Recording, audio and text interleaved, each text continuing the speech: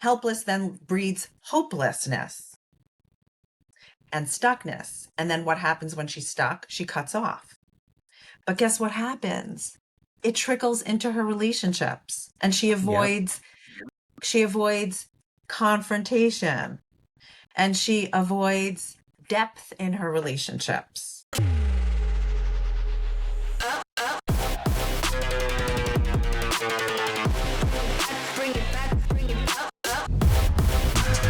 Welcome to The Ownership Game with Gary Montalvo. What would it take to get into the driver's seat of your life and leave your mark? The Ownership Game starts now. I'm really excited about today's episode. Now, I know, I say that a lot, but for this one, I'm extra excited. Today, we speak to Dr. Michelle Maidenberg. I'll tell you more about her in a bit, but for now, you just have to know that she's a published therapist and she really knows her stuff. When you get trained as a coach, they go through great lengths to draw a clear line between therapy and coaching.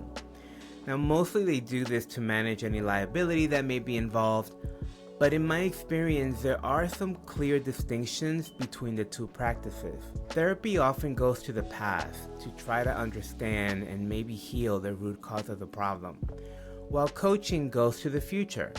It basically says, okay, I get it, that happened, but you now have the power to move forward and create a new future. Make a choice. What's fascinating about Dr. Maidenberg is that she walks the line between both. She has a great deal of clinical training, she's a doctor for God's sakes, but she speaks with the spunkiness of a coach. This led to some really interesting conversations about mindset, mindfulness, and the human tendency for emotional avoidance. So Michelle, I'm actually really excited to talk to you, and I normally don't read people's resumes before in the show, but I feel inclined to do so with you. So Wow. you I'm honored. PhD, Yeah. Master of Public Health, licensed social worker. Yeah. You have a private practice in Harrison. Yeah. You're the co-founder of Through My Eyes, which sounds lovely, and I definitely want to hear more about it. It's a nonprofit that offers clinically guided videotaping to medically ill individuals who want to leave a video legacy for their children and loved ones. So I definitely want to hear how that came about. Adjunct faculty at NYU. You are on the board of the Boys and Girls Club in Mount Vernon. You're on the board of the Westchester Trauma Network. You are a member of the American Red Cross Crisis Team. You are a published author, right? Your first book was Free Your Child from Overeating, 53 Mind Body Strategies for Lifelong Health. Your second book, which we're going to get into, Ace Your Life, Unleash Your Best Self and Live the Life You Want. And you have a TED Talk, Circumventing Emotional Avoidance, which I definitely want to get into. Yeah. So my first question for you is, how did you come about getting so passionate about mental health? Gosh, I think I was born that way out of the womb. I'm not even kidding. Huh. Not to mention my whole life's, I guess, predicament, I'm going to call it. I had a pretty challenging childhood, I have to Mm, say. And I think it, when you go through a challenging childhood, you go in one direction or the other. You either decide, I want a different kind of life and I want to cease the patterns that I've seen throughout my life, that mm-hmm, hasn't served people around me well, right? Or you end up repeating patterns of behavior. I think you kind of go one way or another.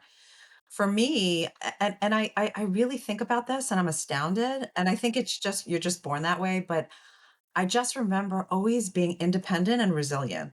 Even from when I mm-hmm, was a tiny little girl, like I remember sitting in my bed at night and hugging my teddy bear and thinking in my mind, this too shall pass.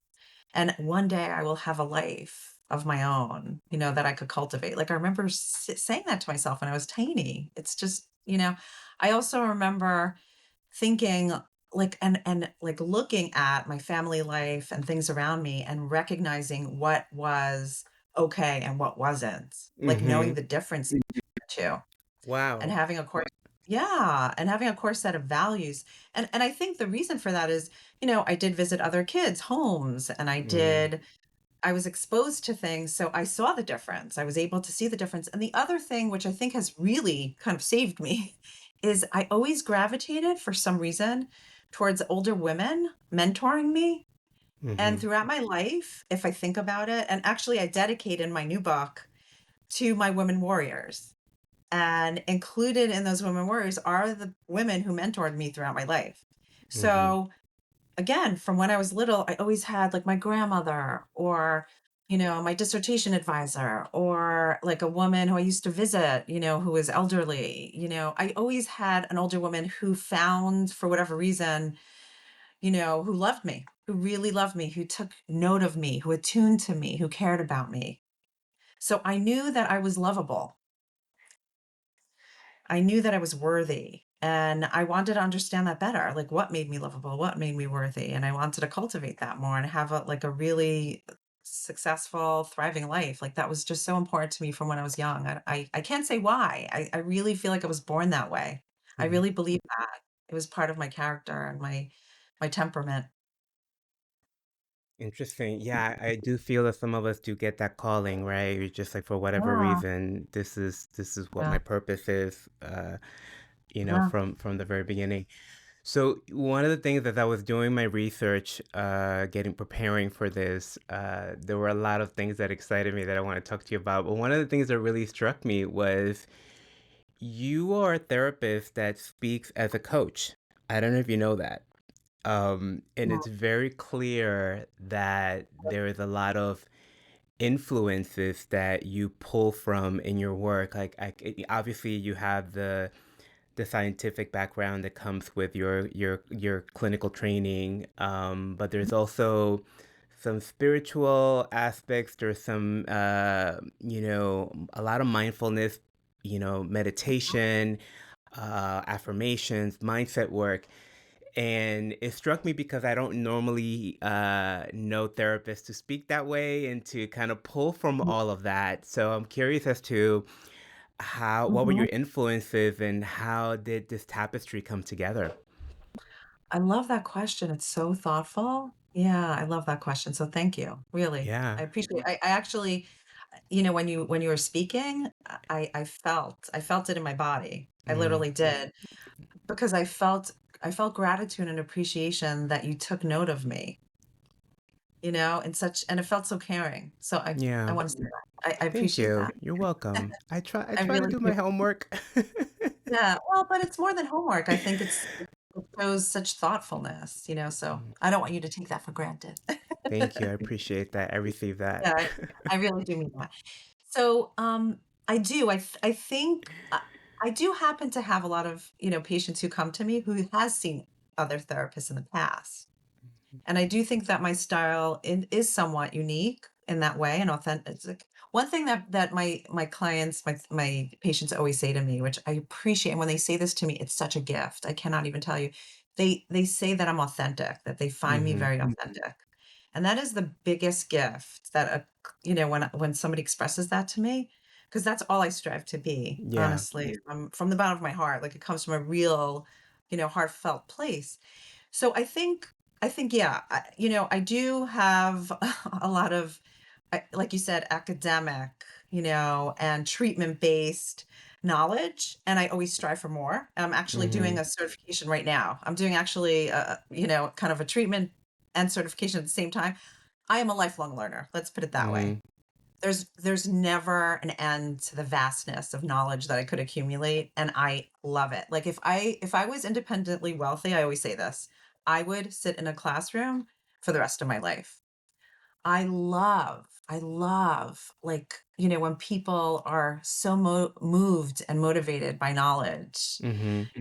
It just literally, it's like such a passion for me. So, and when I'm in a classroom teaching too, I love when students are like thinking and constructing and processing and, contemplating, like it moves me so much. So that's just who I am as a person. But it is a really conglomerate of value-based work, which is my training in ACT work and CBT. I also do EMDR, which is a very trauma-based work. And it's also a mind body practice as well, because we're Hmm. using, bilateral stimulation, which is that machine right there behind me, That's which with the eye treatment, right? The eye yes, stimulation. Yeah. yeah, it's eye movement desensitization reprocessing, which is like bilateral. We're using our senses. So we have like auditory and visual and all this, which helps to move because we have sometimes things that are lodged in our actual brain, Hmm. especially when there's trauma or stuckness.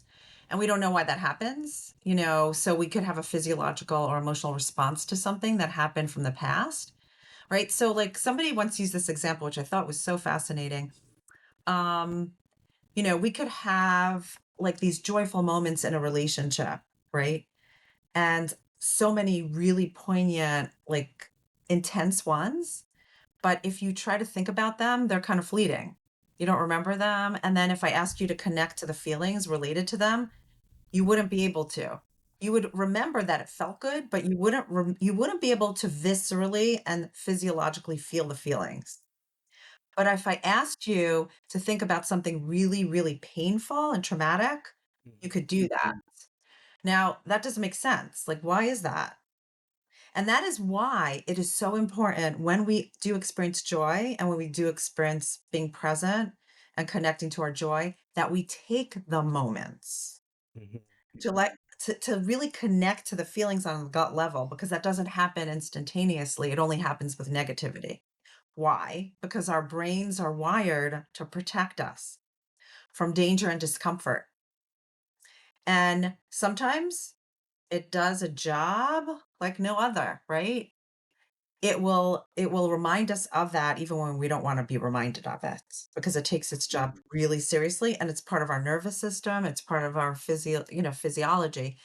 So, I can't say enough, like, we really have to be in the present moment and take those times. So, again, just from my training, who I am as a person, and the work that I do, I'm always extrapolating from different kind of treatments, from different philosophies, from different theories. Like I said, I'm like a sponge. Like I can't get enough. Yeah. Like I laugh because, people say to me, this is one thing people always say to me, how do you have so much content? They're Hmm. amazed by the amount of content that I have. I've written hundreds and hundreds and hundreds of articles. I've just like, this is what my brain does. Literally, Yeah. I'm sitting and I'm talking to a client and they're raising something with me, and I'm like, "Oh my gosh, I have to write about that." There was an example a couple weeks ago I wrote on, um, what was it? Well, even just this last one that I wrote on is how to boost relationships.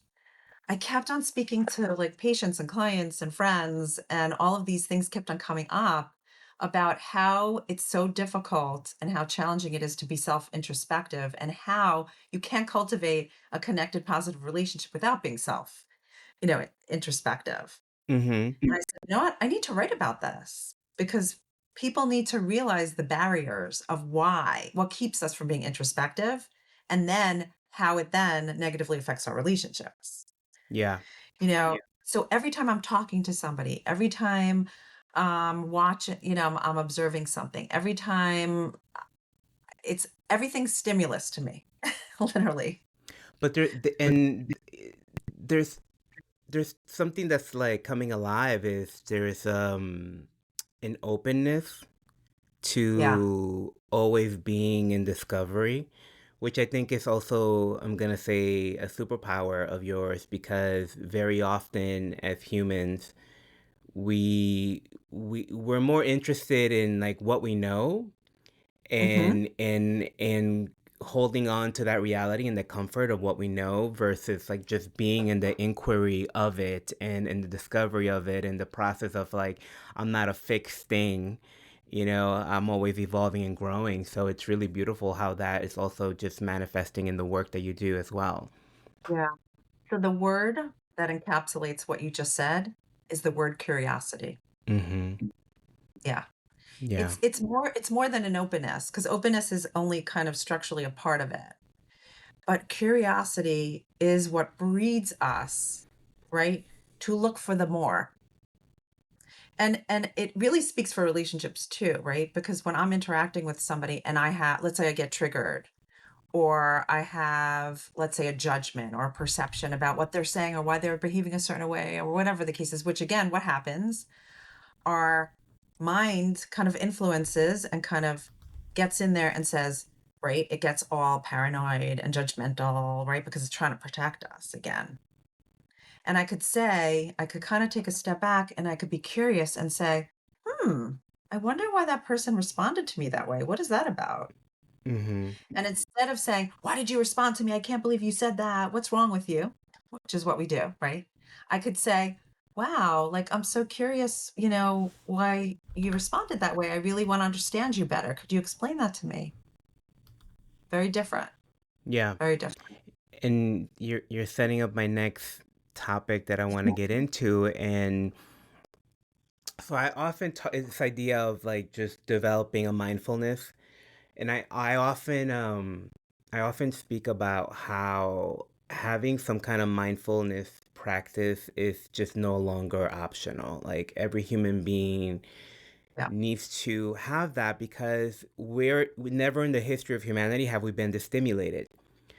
We are constantly having information, notifications, just trying to get our attention. So, on some level, like our attention and our nervous system is just fried from all this Yep. overstimulation. And it's very easy to get in reactionary patterns and in survival patterns when you're living in this constant stimulation. And as a I work a lot with entrepreneurs, and one of the first things that I put in now, before we get into the business practice, before we get into the business strategy, it's a mindfulness practice. Like I have them Mhm. do morning rituals. I have them start to practice some of these strategies because if I can't get you out of reaction, it's going to be really hard to build, to create. Mhm. So let's get into like mindfulness and Yeah. why don't we take a step back and just let's create that distinction for people when we're talking about that and what does it mean to be mindful and to have a mindfulness practice. Yeah, I think that's a great question. And I think it's a big misunderstanding for many, many people. So I love that you're asking for the distinction. Yeah. Yeah, because there is a difference. There is a difference. So people have this idea that meditation, that mindfulness is meditation practice. And that's not accurate at all. Meditation is a type of mindfulness practice. And there are thousands of different types of meditative practices. So I want to make that clear. And there's thousands of different types of mindfulness practices. But essentially, I always go by John Kabat-Zinn's kind of definition of mindfulness because I think it's such an, beautiful one. But it's really intentionally being in the present moment, non-judgmentally. Mm-hmm. And I always say there's like a thinking mind and an observing mind. Okay. Now, we're hardly in our observing mind. We're constantly in our thinking mind. So it's actually bringing ourselves back, right, to our grounded, authentic, playful self, I'm going to say. And we Yeah. need space between the thinking and the doing because like you said, we're on such autopilot that there isn't, or it seems people don't realize that space. So when somebody acts or reacts or has reactivity and you say to them, why did you do that? They'll say, I don't know. I wasn't even thinking about it. I just did it. So like let's say eating, overeating, binge eating, whatever, right? Like, I didn't want that piece of cake. Why did I have that piece of cake? Like, there was no space. I saw it. I wanted it. I put it in my mouth, and then I feel right shameful about it. And I slow them down and I say to them, really? You don't have any thoughts. No thoughts are going through your mind at all before you put that cake in your mouth. Are you sure about that? Let's slow down. And they'll say, well, yeah, I kind of thought to myself, do I really need that? Maybe I'll work out more tomorrow, like, et cetera, et cetera. And then before you know it, they had like 10 different things going through their minds before they decided to put it in their mouth. Mm-hmm. But they didn't even realize it because it's so automatic and spontaneous that they don't take the time to process those thoughts and they just ignore them, literally. Mm-hmm. And we habituate to ignore our thinking. Why? Because the feelings that go along with it are uncomfortable. And that's where the circumventing emotional avoidance, right? We avoid the thoughts and the feelings that are uncomfortable because we rather just not deal with it. It doesn't feel good in our body, it doesn't feel good in our mind, and we kind of push away from it. So mindfulness is really about being in the present moment. And because of the way our minds are wired, we tend to be in the past, which leads to a lot of regret and sadness and frustration, or we tend to be in the future, which Mm-hmm. leads to a lot of worry, chronic worry about uncertainty, about what will be, right? We don't really appreciate what is right here, right now. And there's mindfulness ways you could do that. And it could be as simple as feeling your feet strongly planted on the ground. So I always like to use the body because the mind body is really, again, very poignant. Our breath. We always have our breath, right? It's portable. We also could use even our body. So, I use something called the butterfly, which is, just slightly tapping, right? Using tapping, and closing your eyes always helps because you're able to then focus, right, on the touch, on the feeling it's evoking as you're doing this. You know, um, Paying attention keenly to what you're doing. I don't care if you're like writing, brushing your teeth, taking a shower, and feeling the water cascading down your body. We could be doing mindfulness all day long, and I'm not kidding. And the course I teach at NYU is a 15-week course on integrating mindfulness into your clinical practice. Now, people are saying, how do you teach this stuff for 15 weeks? There's a lot to teach. And you know Oh what they yeah. say to me? You know what they always say to me? They're like, oh my God, every practitioner should take this course. Anybody who works with people should be taking this course. And I'm like, yeah. Yeah. You know, And so it helps us in all different kinds of ways. one of so my take on it, and it's like there's the machine you, and the automatic that comes with it, the reactionary stuff, and then there's like the conscious, the I don't know if it's the conscious you, but it's the you observing the machine, right? Yeah, And that's what I think the practice of mindfulness is for me, is that that you can pull back and observe the stuff that's happening, the stuff that you're doing, how you're responding for things, and observe it and interact with it in that way, and then develop an inquiry of how, with yourself, about why are you doing what you're doing. yeah. Something that has helped me What greatly with this. Go ahead, you wanted to say something. I was just gonna say the words, just to put words around that, it's Yeah. present moment awareness. It's present moment awareness, which breeds curiosity. Mm-hmm. I Yeah, love that. One of yeah, the So a practice that I've been leaning into, and I was really surprised to see you lean in so heavily into meditation. And you put out a lot of meditations on your Instagram and on your YouTube channel, and it's clearly a big part of your tool bag, and how you support your people and your clients. And I personally have always struggled with meditation. It's something that I um, have always aspired to do, because I always understood it as valuable. And it's something that I've kept doing over the years, even though I didn't do it right, or even though I struggled with it. For those of you that are you're listening, I did air quotes, right? Doing it right.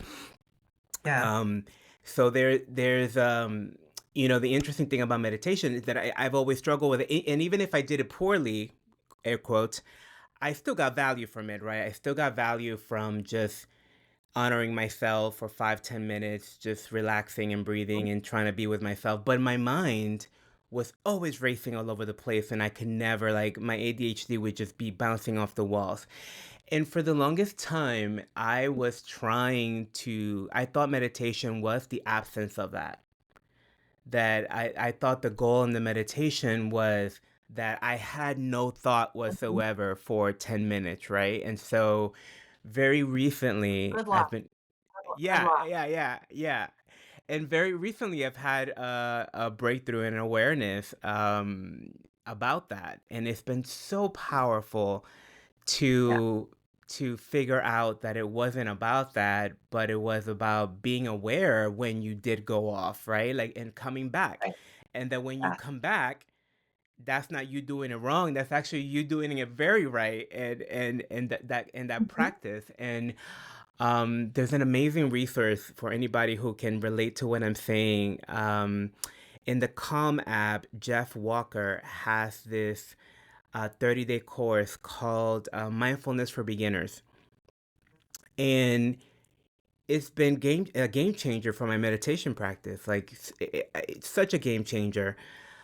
Wow. So how did meditation become such a part of your process? And well, I don't know if you want to respond to anything I said, but then I also want to get into how did it become such an important part of the work that you do? So again, I was always just very curious about it because I'm always very, very curious about our biology and physiology and how our brain is Mm, structured. So I learn a lot about neurocognition. I'm fascinated by it. Yeah. Because I think people are so self-blaming and self-critical, and what you're speaking to about like I hear people talk about this all the time when they're talking about meditation. What's wrong with me? Why can't I rest my brain? Why can't I stop my thinking? Or they have anxious thoughts or mean-spirited thoughts or whatever thoughts they have. hmm. And it's not the thoughts themselves. It's the judgments and perceptions they have about their thoughts. And I always That say, that yeah, right there. I say to them, think however you think. No holds bar. Everything's welcome. Literally everything is welcome here. And I see people literally, it looks like they took like luggage off their shoulders when I say Hmm. that because they're like, oh, I thought I was a mean person because I had that mean thought. I'm like, no, that actually makes you human. Welcome to my world. Thank you. you know, and I say to them, I have mean thoughts. I have some sadistic thoughts. Whoa. And, when those thoughts come up for me, I giggle. I literally do. I stop and I'm like, whoa, those are some like serious, salty, like aggressive, sadistic thoughts. Like, wow. And I marvel at my humanness rather than Hmm. criticize it. I'm like, boy, am I a passionate person and it spills over into my rage too. Cool. We can't be passionate in one area and decide like, "Oh, no, my anger is gonna be a little temperament. It's gonna be tempered because like, that's okay, like, when I'm joyful, but it's not okay when I'm angry." No, it doesn't quite work that way, sorry. You know? It's gonna be like, come out, spill over in all different places, right? And I could Yeah. say to myself, like, "There's my passion. That's what reminds me what's important to me," right? That's what connects me to myself. And I need those reminders. Those are important reminders. I need those. So for me, it's been trying out different things, experimenting. I have to say that I prefer certain meditations myself. So Hmm. I've been doing transcendental meditation for a very long time. And what was helpful for me about transcendental meditation was exactly that sentiment that you just said is like, it's okay to think, it's okay to not be in the present moment with your thoughts, but as soon as you recognize it, you just kind of bring it back in, right? And you say your mantra, you say your sound, and you just kind of bring it back in. But here's the thing, which is fascinating. So, for example, transcendental meditation, it's a 20-minute meditation twice a day. Can you explain what that is? The Yeah. So difference between, again, yeah. it's a type of meditation 2 times a day for 20 minutes. Again, you take like a little mini, I would say, tutorial, and you are actually they select for you either a mantra or a sound, which you basically go in your grave with it, right? It's a big secret. Oh, So I've heard whenever about this. yeah, yeah. So whenever your mind, right, whenever your mind kind of slips away into thoughts, whenever you recognize it, you just come back to your like mantra or your sound. Now, what's so fascinating about it, like I said, with the 20-minute meditation, you're not supposed to kind of awaken by anything that's going to jolt your nervous system, like by a sound or an alarm or whatever the case is. Allow your body to naturally just respond to awakeness. So that's the first thing. The second thing is, and we know just there's so much research on mindfulness. The great thing about mindfulness is we don't have to think about its benefits. We actually see it visually on MRIs. We see the structural changes in the gray matter of our brain. And the gray matter gets affected as we age, right? So it affects our focusing, our attention, and so many, our health, so many different things. But we actually see the structural change. It changes the structure of your brain. I mean, what else changes the structure of your brain? I mean, it's fascinating. If you think about it, it's absolutely Hmm. fascinating. So what has happened over the course of time, and this is fascinating to me, now when I meditate, my brain literally knows when 20 minutes is up within 5 minutes, and Wow. I naturally awaken, and it craves the quiet, like, it literally craves, like, I find myself not feeling good if I'm not, I exercise, I'm an avid exerciser, and also if I don't do my meditative practice, I don't feel good. I don't feel good in my body. The other thing that it does, which is also fascinating, so sometimes I usually meditate in the morning, and you know how it is in the morning. You're planning, you're thinking, you're consumed with all these thoughts. And like to think that your mind's going to rest is like, gosh, it's a novel idea, but like, how's this going to actually happen? When I sit and I say to myself, like, I feel my mind is on rapid fire. It's like having this thought and this plan and this. And within literally seconds, boom, it knows what to do. It literally goes deep, so deep that I have to question whether I'm sleeping, meditating. I don't even know what's going on. That's fascinating. Yeah. Yeah. And I really want to stress for people. First of all, I wanted to correct something I said. I said Jeff Walker is Jeff Warren. Okay. Um, so I do what I'm trying to say is for anyone really looking to do this, stick with it. Be patient with yourself. Be really kind with yourself. It takes a little while in my experience anyway. Some of you might just go right in. In my experience, it took a little while, but it was so worth the payoff.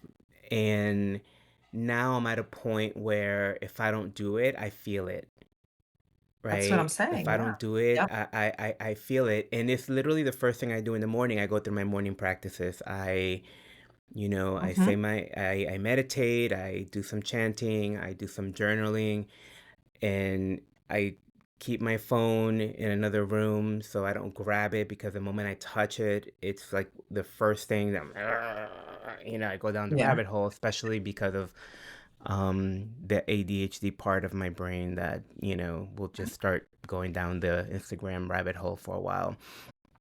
Um, I love this conversation so much. So I want to move on because we're running out of time, but there's a couple things I want to talk to you. So first of all, I loved, loved, loved, loved, loved your TED Talk. It was so good. You know, And if you, for those of you that want to go check it out, it's called Circumventing Emotional Avoidance. And when I first heard emotional avoidance, I was like, oh, well, what does that mean, right? But the thing that really fascinated me about it is that in many ways, I feel like we're living in a very avoidant moment in our society. I feel like it's become part of our culture to avoid uncomfortable mhm. conversations, uncomfortable moments. Um, Instead of having conversations, we're canceling each other. We're putting up boundaries. We are, Judging, judging, villainizing, judging the heck out of each other, right? yes, And yes. there's like this phenomenon that's happening that I think is really making it hard for us to meet in the middle and connect, and we're becoming very polarizing. And I think this really leans into some of what you were talking about. So why don't you break down that concept of circumventing emotional avoidance for people? Yeah. It's literally the way we're wired. It's not our fault as human beings. Yeah. Like I said, our brain is wired to protect us, from discomfort and danger. But you have to think about all the cues around us that, again, our brain gets confused. And sometimes it's overprotective. That's part of the problem, Mm-hmm. right? It can't decipher what actually is dangerous and what isn't. And when I say danger, I'm not only talking about somebody attacking you, I'm talking about danger in terms of discomfort in our emotions, right? So we'll avoid getting frustrated, disappointed, sad, angry, and on and on and on and on. And it constantly happens. It constantly happens, you know? So we avoid sometimes very, very, very, hard conversations. And I was talking, I always use examples from my practice, but I was talking to a patient yesterday, a client, and she actually disclosed to me that, she had this kind of prediction about her mother's behavior, in terms of addiction, but she wasn't sure. Anyway, it was so she said to me, "I'm scared to find out the truth." Mm. And she was crying. And I said to her, "I could understand that because if you did find out the truth, right? How would you feel? How would you think?" And we went through that. And I said, "Let's just sit with that. Let's not jump to conclusions. Let's not analyze this. Let's just sit with the fear of confronting these difficult emotions and what that's like to be with that." And she started, like, tears just kind of came, like, so quickly and readily because nobody ever asked her to sit with that. And when she did, and she really did, she sat with it and she spoke about what that felt like to, and the propensity to avoid it, and how her body is communicating to her to run and to not show up for session and to not confront this. And when she did have that thought, like, "Oh, you know what? I'm gonna dodge the session for today." Right? And she was able to express it. So she didn't act out on behalf of it. She expressed it, and then we were able to have conversation about it. Right. And then she said, "Well, there's nothing I'm going to be able to do about this. My parents are my parents, they're adults. I can't change their behavior." I said, "Okay, true. But does that mean that you're helpless? Does that mean that there's nothing you could do?" And then we went into, well, what does that mean to you as an adult? What does that mean for your younger sister? Etc. So Yeah. where she came from a place of feeling so helpless, as if she is literally, right? Helpless then breeds hopelessness and stuckness. And then what happens when she's stuck? She cuts off. But guess what happens? It trickles into her relationships, and she Yep. avoids she avoids confrontation, and she avoids depth in her relationships, and she avoids intimacy and vulnerability. And I could go on and on and on, so much so that she's way above the age of being able to drive, and she's never gotten her driver's license. And I could talk about so many ways that this has spilled over, her avoidance has spilled over in her life. This is like a human frailty. We're all frail in this way Yeah. because discomfort really affects us, and it makes us want to run. It makes us want to cut off. It makes us want to repress. And again, this speaks for every part of our life. I have to say, our habits, things that we're trying to cultivate that will improve our lives, changes we want to make, adjustments. Again, I could go, on and on and On and on. on and But on. Yeah. yeah, really. It's something, some a distinction you made or advice you gave that really resonated with me. You were given the example of the parents and the line at the amusement park, and how this, your kid was in the line, and one of the things that you did with your child was not try to make him feel better by saying, "Oh, it won't be scared." Your son was scared about King the Mhm. Ka, which I totally get. That is a frightening roller coaster. Um, but instead of saying, "Oh, it's gonna be fine," "Oh, don't worry," "Oh, you'll be like," instead of minimizing the fear, you really said, "Yeah, it is scary, and you can Mhm. be scared and do it anyway." And That's I think right. that's such an important distinction because we have this very shameful relationship with fear, and we try to, every time I hear, a motivational speaker or coach say, "Don't be afraid." I'm like, "What? No, like what how can you do that? Like that's ridiculous." Like you're that's not the advice. The advice is be with your fear, have a relationship with it, take a step when you're afraid. But if it like suppressing it, first of all, there's nothing wrong with fear, right? It's just a feeling. Sure. But when we Feelings are not dangerous. That's the other thing. Feelings are not mm, dangerous. yeah.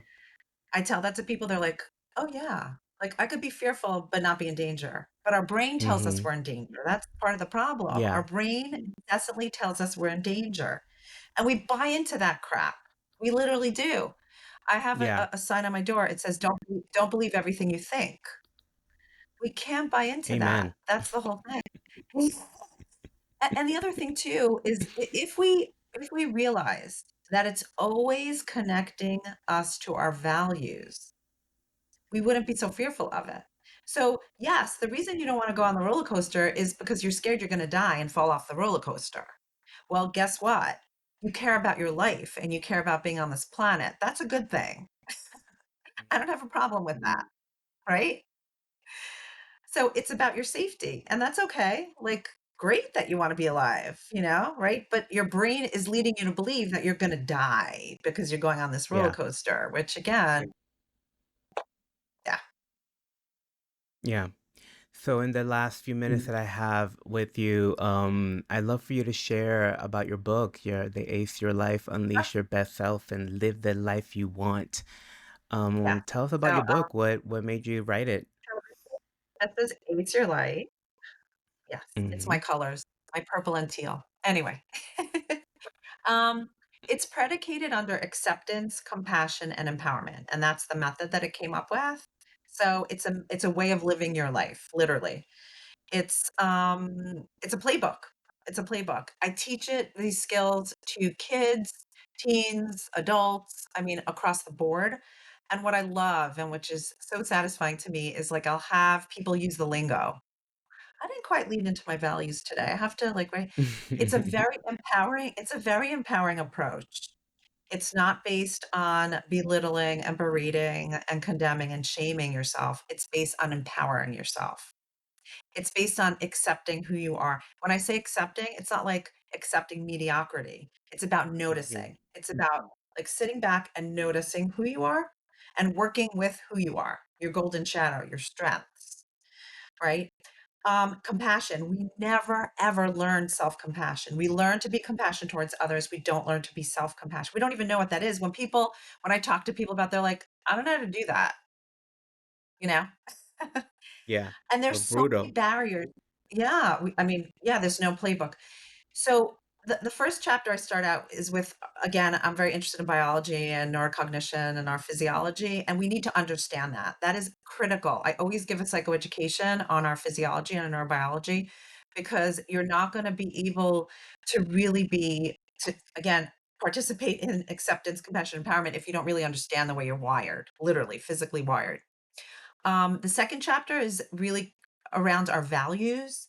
And there's a very prescriptive way of seeking out your values and understanding why they're important and also how to interact with them.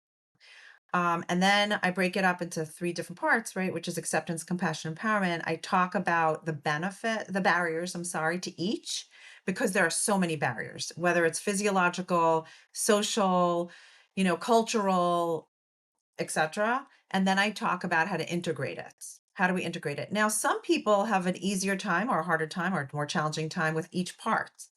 So the nice thing about it is you could kind of weave in and out of it, right? Sometimes like empowerment is really around our habits and how to cultivate practices and how like you talked a little bit about yourself, right? What you do in your morning ritual, and our habits. Um, People have a really hard time with that. There's so many books on habits, yet people are still having a hard time with it, right? So we know how to change behavior. That's not the issue. There's so many resources out there about changing behavior. We don't know how to sustain behavior over time.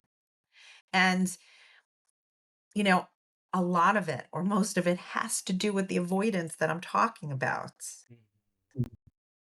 It's constantly about the avoidance. And I talk about very, very specific ways on how to cultivate that for yourselves. And there are exercises. At the end of each chapter is a guided meditation to integrate the practice. There's a QR code that you could scan on, which gives you actually a guided meditation as well. I had to include that in my book because that is who I am. And I do feel that you Yeah. always have to end your practice with, again, being grounded and also taking that space. It's a critical part of the work. Now, one thing that I do want to say about what you said before, which is so important, which was the distinction between mindfulness and meditative practice, etc. It doesn't have to be any way. Mm-hmm. So you could try all different kinds of practices, find what works for you, just like with exercise, right? If I told you you need to do kickboxing, you would say to me, I don't like kickboxing. And then you would just not work out. No, there's Zumba, there's Pilates, there's yoga, there's 1,000 different, there's Yeah. walking, there's walking. I don't care what you do. I don't care what kind of mindfulness and meditative practice you do. Find the thing that works for you. It doesn't have to be a half-hour practice. I don't care if it's 5 minutes of a practice. But to say I don't have time or I can't find the thing that works, no, that's a rationalization. And I came up with 30 different rationalizations that we come up with to rationalize our behavior. We do. We rationalize our Michelle, behavior. this was such a juicy conversation. I've had so much fun talking to you, and I think your insight is just spot on, and I love the work that you're doing. So thank you so much for agreeing to come on the show. Absolutely. Consider me a new fan. Oh, I think you're thank you. doing really great work, and I really appreciate what you're doing, and I can't wait to read the book. Thank you so much. Thank you for having me on. I appreciate it. Mm, My pleasure. Thanks, Michelle. I feel like I can record a whole other podcast just extrapolating the gems from my conversation with Dr. Maidenberg.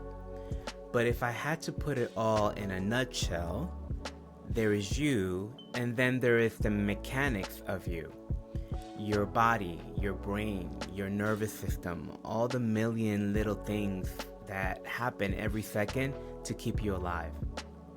The conscious you and the machine you don't always have the same agenda.